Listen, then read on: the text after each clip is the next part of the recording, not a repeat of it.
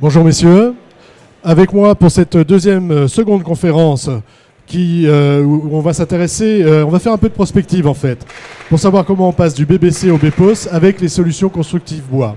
Donc avec moi pour en parler, Julien Lamouly, qui est ingénieur au FCBA, il nous vient de Bordeaux depuis ce matin, et monsieur Nicolas Desvignes, thermicien. Vous travaillez dans une agence d'architecture et d'ingénierie qui s'appelle Matière d'Espace. Je vais tout de suite vous donner la parole.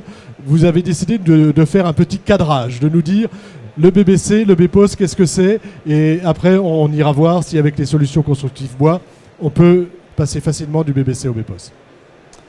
Alors, donc BBC et BEPOS sont deux labels de performance énergétique. Le BEPOS n'est pas encore un label complètement cadré. Pour l'instant, il y a un projet de référentiel. Donc, c'est un label, on va dire, d'anticipation des prochaines réglementations d'ici 2020.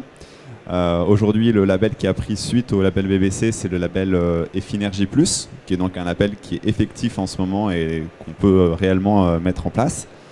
Et le BEPOS, le référentiel du BEPOS, s'appuie sur ce label Effinergie Plus et rajoute, pour ce qui est de la partie bâtiment à énergie positive, la consommation, en fait, la compensation des consommations énergétiques par de la production d'énergie locale sur le projet. Alors nous ce qu'on a imaginé en préparant ce petit débat, en se demandant comment on allait passer du BBC au BEPOS, on a évidemment pensé à l'enveloppe. Aujourd'hui, on a une enveloppe BBC. Première question, est-ce qu'on arrive à faire une enveloppe BBC avec du bois sans trop que ça pose de soucis techniques? Alors, il n'y a pas trop de soucis techniques. En fait, ce qu'il faut bien voir, c'est que ces labels de performance énergétique s'appuient sur l'ensemble des consommations du projet, donc autant chauffage, consommation d'eau chaude sanitaire et annexes. Et donc, la partie chauffage, enfin la partie enveloppe n'est que impactée par les consommations de chauffage. Donc atteindre le BEPOS, c'est travailler sur l'enveloppe, mais aussi travailler sur les équipements techniques, leur choix et leur optimisation. Donc c'est vraiment un travail sur l'ensemble de tous ces domaines qui permet d'atteindre le BEPOS. Donc la partie enveloppe a ces domaines, il faut faire des efforts sur l'étanchéité à l'air, sur l'isolation des parois. Voilà. Monsieur Lamouly, par rapport à cette enveloppe, oui. Est-ce que cette enveloppe va être différente? Est-ce qu'une enveloppe BEPOS sera différente d'une enveloppe BBC? Alors, comme on le disait, avant de parler de BEPOS, la route vers 2020, il y aura une étape au milieu qui s'appellera Effinergie Plus. Donc c'est le nouveau label de performance. Donc étant donné que le BBC, depuis l'entrée en vigueur au 1er janvier de cette année de la RT 2012, le label BBC n'existe plus. Le niveau du label historique BBC donc, est devenu réglementaire et on a donc une étape intermédiaire qui est le label Effinergie Plus. Et donc ce label Effinergie Plus sert de base à la référence BEPOS. Donc un bâtiment Effinergie Plus avec l'ajout d'équipements pourra prétendre au label BEPOS.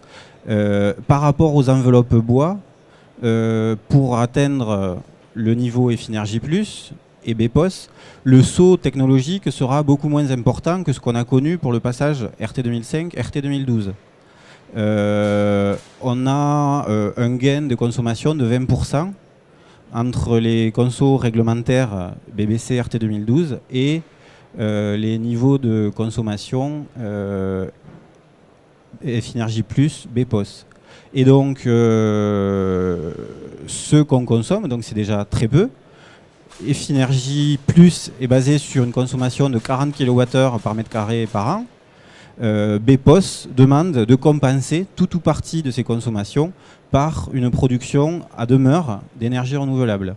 Ou, chose que prend en compte le futur label BEPOS, consommer du bois énergie. Le bois énergie est très très bien valorisé dans le référentiel BEPOS. Et donc au niveau de l'enveloppe, les exigences, donc ça sera un niveau de consommation globale à 40 kWh par mètre carré par an, plus une étanchéité à l'air renforcée à 0,4 m3 heure mètre carré contre 0,6 sur les niveaux réglementaires BBC. Alors sur l'étanchéité à l'air, par exemple, aujourd'hui les tests nous montrent qu'on y arrive facilement à 0,4 ou pas? Ça dépend. Ça dépend. Alors ça Non, dépend de quoi? c'est pas simple. Donc 0,4 c'est le référentiel en maison individuelle, en collectif c'est 0,8. On a beaucoup de soucis avec toutes les entreprises, pas que les entreprises bois. Donc je parle des entreprises clos couverts sur l'étanchéité à l'air, parce qu'en fait c'est bien de faire des beaux dessins chez les architectes, les bureaux d'études bois et autres essayent de s'y mettre. Après sur le chantier, les équipes de mise en œuvre ne sont pas forcément habituées aux techniques d'étanchéité à l'air renforcée. Donc là-dessus, il y a un réel travail de formation à prévoir et à anticiper. Il y a encore un travail. Moi, je croyais qu'il avait été fait, ce travail de formation. Il a été fait, mais Naïvement. ça prend du temps en fait. Mais en fait aussi, le secteur de la construction bois comporte de plus en plus de nouveaux acteurs. Et donc tous ces gens-là, quand ils rentrent sur le marché, il faut continuer à les former. Il faut continuer à les former. Avec le BEPOS, on sera sur une isolation à l'air renforcée. Ce qui veut dire, par exemple, au plan technique, qu'est-ce que vous constatez aujourd'hui qu'il faudra améliorer? Les fenêtres. Pardon? Les fenêtres. C'est Les fenêtres et les coffres de volets roulants, par exemple, c'est typiquement un point sur lequel on a très peu de main dessus, parce que c'est souvent le lot clos couvert qui choisit son fournisseur. S'il ne le connaît pas, s'il ne connaît pas les capacités d'étanchéité à l'air des menuiseries et des coffres, eh on se retrouve avec un chantier où on a beaucoup de difficultés à corriger. Donc là, c'est pas de la mise en œuvre, c'est du choix de. C'est le choix du matériel. Le choix des matériaux utilisés en menuiserie extérieure. D'accord. Là, on parle même pas de la jonction. Moi, ce dont j'entends parler souvent, c'est de la jonction menuiserie ou ossature fenêtre. Là, pas du tout. On est sur le choix du produit en lui-même. Il faut certainement pas l'oublier, la jonction menuiserie gros œuvre, ça c'est sûr. Mais la menuiserie elle-même peut aussi, si c'est mal pensé, mal réfléchi, notamment au niveau des coffres de volets roulants, poser des problèmes. Et il y a d'autres matériaux, le pare-vapeur lui-même, parfois, nous on a des chantiers où les pare-vapeurs n'étaient pas assez, ils étaient trop fragiles, et donc au montage, à la mise en œuvre, il y a des trous qui sont déchirés, et il y a des trous, même pas déchirés tout seul, quoi. C'est que la qualité manque, et en fait le choix de cette qualité demande d'avoir un certain retour d'expérience qui n'est pas forcément toujours là. Et par rapport à ce choix dans les matériaux, le pare-vapeur notamment, le DTU 31.2 construction de bâtiments ossature bois impose des caractéristiques mécaniques minimales à respecter pour le film par vapeur. C'est vrai que par vapeur, on aurait tendance à penser que à sa fonction première, c'est-à-dire la perméabilité à la vapeur d'eau, et donc ne le choisir que en fonction de ses caractéristiques de résistance à la diffusion de vapeur d'eau. Mais en fait, il y a aussi tout un autre volet performance sur le produit par vapeur qui concerne la mécanique, avec des exigences minimales en traction, au cisaillement, à la résistance à la déchirure au clou, toutes ces caractéristiques qui font qu'une fois posé, il ne sera pas trop fragile pour éviter des fuites en chantier derrière. D'accord. Mais malgré tout, ça n'empêche pas à tous les partenaires du chantier de faire attention, parce que c'est un chantier toujours particulier pour des gens qui n'ont pas l'habitude de travailler en construction bois. D'accord. Toujours, est-ce qu'on a besoin de davantage de coordination? La conférence de tout à l'heure, il y avait un jeune architecte qui nous disait déjà qu'on avait besoin de coordination, de davantage de coordination. Est-ce que c'est là que ça pêche? C'est un des maillons essentiels de la chaîne, de toutes les attentions qu'il faut avoir sur le projet du début à la fin. La coordination, c'est déjà s'assurer que tous les corps d'État ont bien conscience des enjeux et de là où il faut que chacun fasse attention.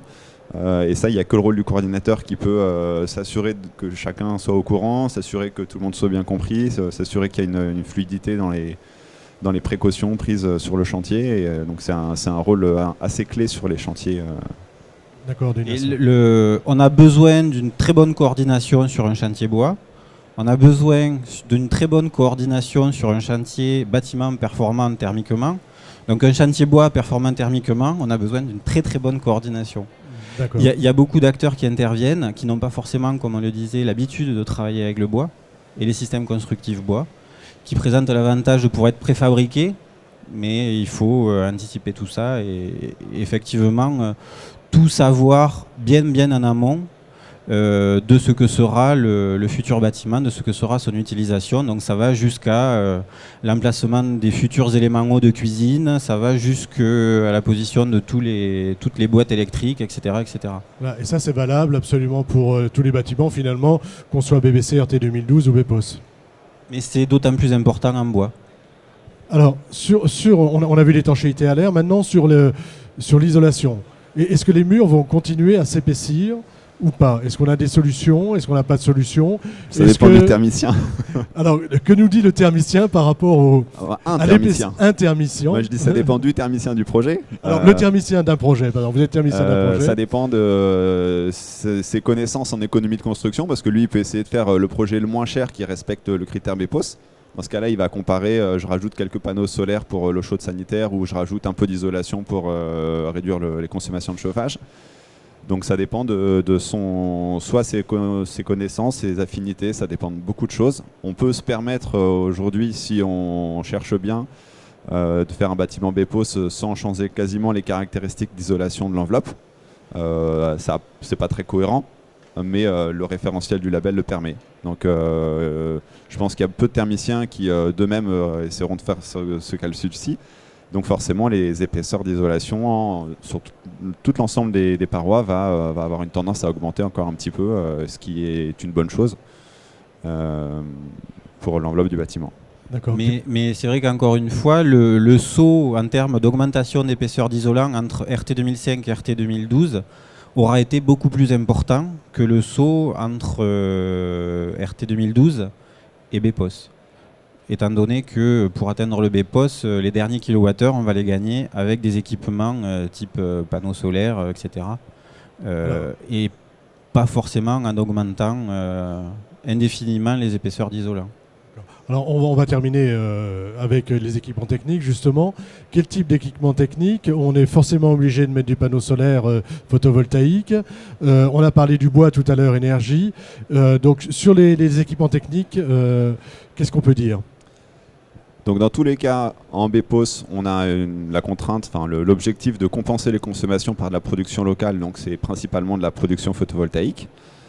Et ensuite, dans tous les cas, il faut limiter les consommations. Pour limiter ces consommations, donc on travaille sur l'enveloppe, la partie eau chaude sanitaire et autres. Et comme le disait Julien Lamouli tout à l'heure, il y a sur le BEPOS une prise en compte de l'énergie bois qui est prise en compte comme une énergie renouvelable. Donc qui n'est pas une énergie consommée à compenser par une production photovoltaïque. Qui est donc en fait énormément valorisé, ce qui était un peu le cas dans le cadre du label BBC, ce qui n'est pas du tout le cas, ce qui est moins le cas dans le cadre du label de la réglementation RT 2012. Donc on peut se permettre, c'est quand on choisit l'énergie bois sur un projet BEPOS, on bénéficie du fait qu'on a choisi une énergie renouvelable pour ses consommations et on a moins de contraintes sur d'autres éléments du projet. Alors, voilà, pour terminer, oui, juste pour finir sur l'énergie bois, l'énergie consommée, lorsqu'elle est consommée par une production bois, compte 0 dans le bilan thermique de l'ouvrage. Donc c'est quand même un gros avantage pour le bois énergie. Une question idiote, j'ai pas besoin de chauffer la maison BEPOS. Je vais avoir trop chaud avec du bois énergie. Non. Il suffit de dimensionner correctement sa chaudière bois énergie. Non, le choix de l'énergie n'impacte pas sur le confort dans l'habitat. C'est juste le choix de l'énergie qu'on utilise pour créer la chaleur. Ok, écoutez, je vous remercie beaucoup à tous les deux. Et puis, je vous donne rendez-vous tout à l'heure, cet après-midi, en début d'après-midi, pour une nouvelle conférence. Merci beaucoup. Merci.